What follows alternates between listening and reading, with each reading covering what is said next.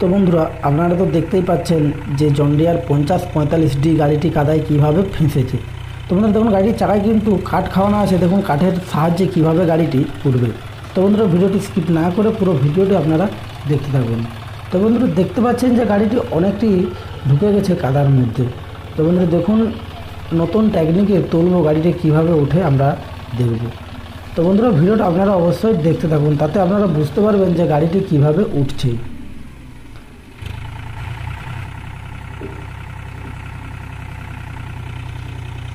বন্ধুরা দেখুন, চাকাতে কাঠ খাওয়ানো আছে, আস্তে আস্তে করে কিভাবে ব্যাক করলে গাড়িটি উঠবে।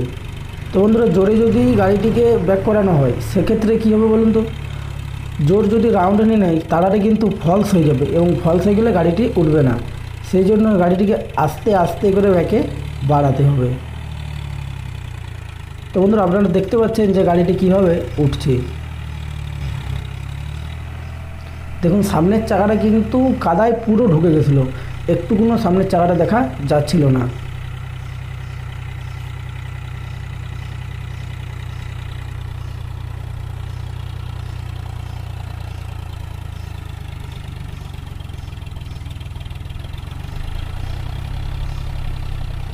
তো বন্ধুরা দেখুন গাড়িটি কত সুন্দর উঠছে, দেখতে তো পাচ্ছেন আপনারা।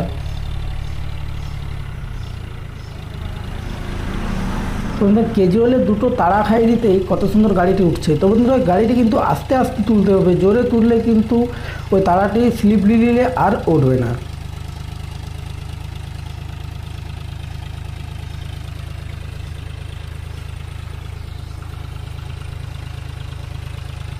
তো আপনাদেরও যদি কারোর গাড়ি এইভাবে ফেঁসে থাকে তো আপনারাও এই সিস্টেমে অবশ্যই তুলতে পারবেন, আর বেশি লোকজনেরও প্রয়োজন হবে না।